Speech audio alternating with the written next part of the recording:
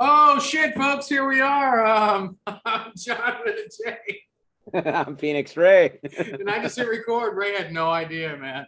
That was No fun. idea. That was fun because Ray broke a golden rule, folks. So I decided to hit record.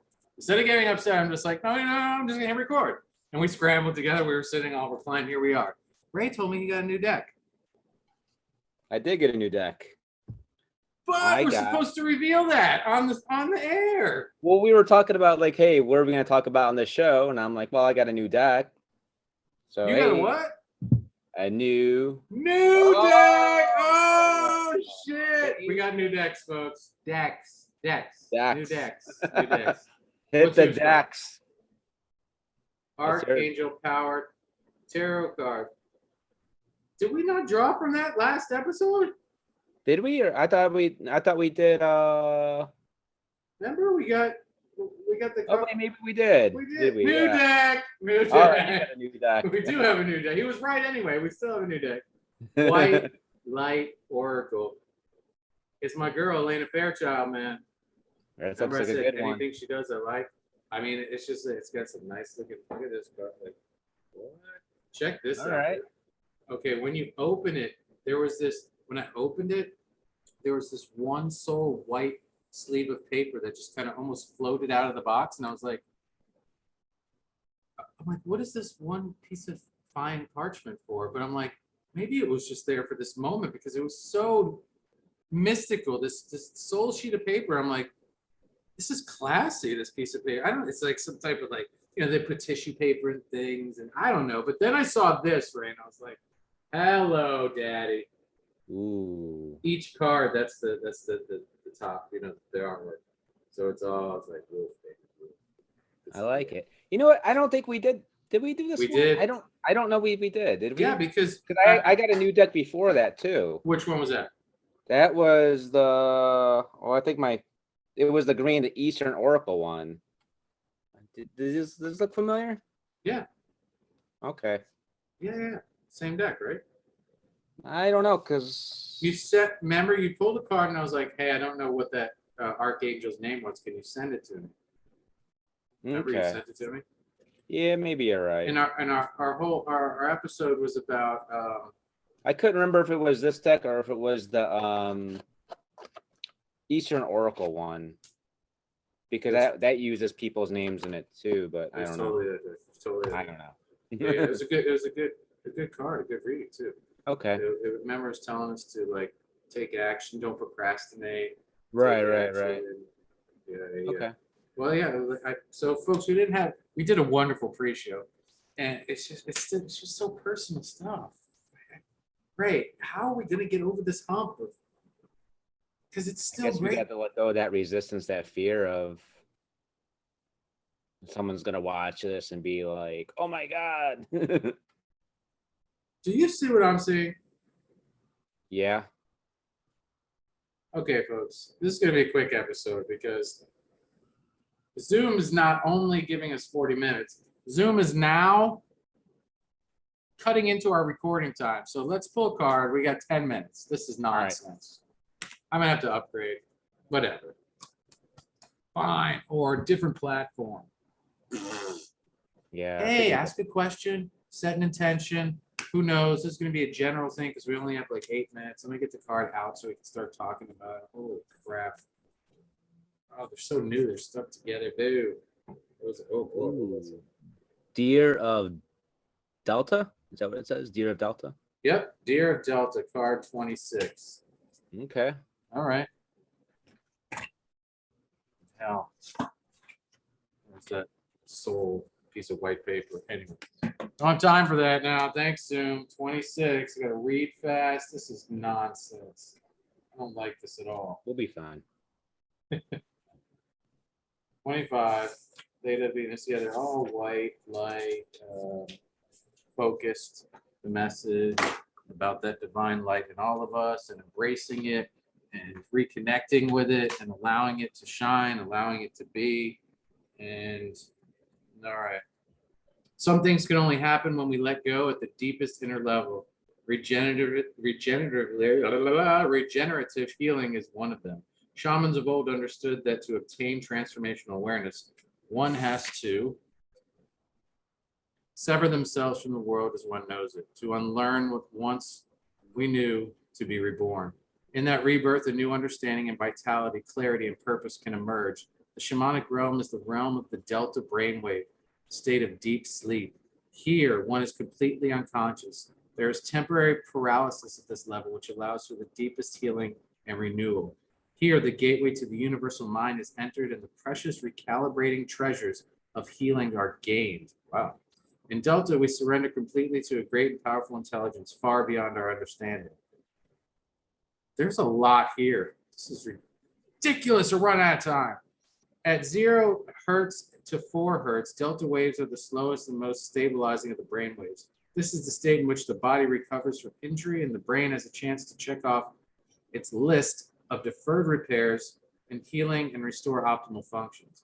This includes the capacity to learn the healthy functioning of the immune system, physically and also emotionally, so we are not contaminated or confused by emotional or psychic workings of the world around us. This oracle brings guidance that the healing you need cannot come from logical sources, but requires a deep letting go and resurrecting from within. Consider what practices and people could help facilitate this process in your life. Consider how you may value and encourage deep, restorative sleep and regular retreats as a part of your lifestyle. Now, there's more, but we're running out of time tonight, folks. So, Ray, what do you think about this message? Well, the sleeping is kind of interesting. I mean, I never really considered sleep as part of a,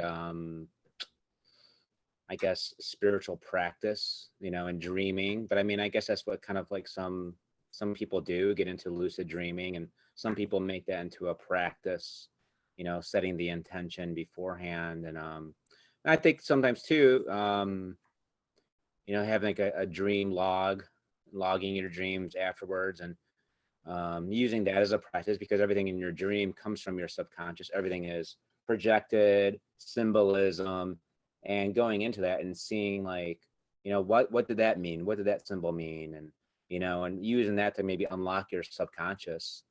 I know there's like books and stuff like that you can use, but I feel like a lot of the stuff in the dreams, you should be your own source of authority of what that means. I mean, unless you're really, really stuck on something, because you're the one who projected it, you're the one who created it. So right. You could use that, and then maybe that could be a lead into doing shadow work or trauma work. If something happens, like I had a weird dream the other couple nights ago where it was like my sister was like possessed, but a younger version of her, and it was sort of evil. And then there was this like bug on the back of my neck that was like causing all this. So I haven't really like played around yet what the significance of like the bug. It was like pink bug in the back of my neck, and that was like the source of the evil part. It was so it must be something I wasn't seeing. That's what I get out of it. Something that was like behind me, and I got it and I put it on that table, and I wanted to smash it, but I was like, I tried to, but it was like kind of like I had nothing else to smash it with. I didn't want to like use my hand because I don't like bugs. Yeah, it's neat. Yeah, it's neat to, when we have such a vivid memory of specific things in our dreams, and a trick that I learned years ago. I think, Ray, you may have picked up the same tactic as well, or strategy, if you will, is to enter each part aspects of those dreams like you become the bug, and you try to see the dream through the eyes of the bug, and why the bug, and that gives you an opportunity to understand why the bug may actually be there, right? And like even things like inanimate things like I saw this like this red stop sign or whatever, like you become the stop sign, and like you see everything else from the scene as from the stop sign's perspective, and it helps just connect the dots and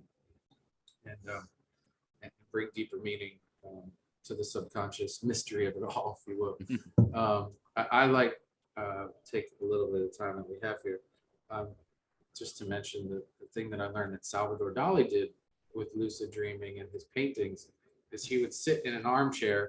You can do it in a chair like an office chair or whatever, any type of chair really, so long as you're like kind of like sitting up or in a position where you can fall asleep sitting up. So you have to be somewhat comfortable. Some people can do it anywhere, on a plane, on a train, an automobile, whatever. But for others, just find your spot and put a silver spoon or a heavy object in each one of these hands, and you have those laying by your side, just, comfortably, casually by your side. And what Salvador Dali used to do is, as soon as the spoon would hit the floor, it would waken him. And that is that state that he was trying to achieve. It's just such vivid, usually lucid portion of his dream, where he would just go from there to the canvas and paint what was happening, because that's when you're really, like, when the spoon drops, that's when you're in the thick of it. Like, there's shit to paint. So that could be a fun experiment. Yeah, I remember hearing about that. We did an episode. Remember that story, or wherever you said, came up in a different episode that we had. Oh, it did. Yeah, because I remember you bringing that up, or I don't know. It's an important one. Surrealism, folks. Go to the Dali Museum. It's a beautiful place. But sleeping.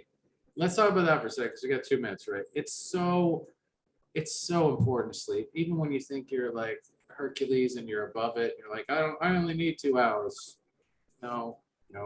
If you're only sleeping 2 hours a night, then you're going to need to take naps during the day. Even the They'll best catch up to you. Yeah. You just find the time. And if it's 2 hours at night, then do 2 hours at night. But make sure you do 2 hours during the day here and another 2 there, and spread it out. Whatever. Just, you have to rest. That could be, getting good sleep is an act of self-love. Yes. Look at that. And allowing. Yeah. And a boundary too. Like, look, I'm going to sleep tonight. All these things that are priorities and are important, they can wait. If I don't get to them, fuck it, I don't get to them. This love affair with my pillow and my bed needs to happen. Like, if I don't show up for my comforter and shit, like, my comforter's not going to be happy. This relationship is not going to be sustainable. Right. Like, I need to get with my comforter, boy. You know what I mean? That's right. You look at that clock, it says 6 o'clock, and you're like, oh, Dad, baby, we're going to 8 today.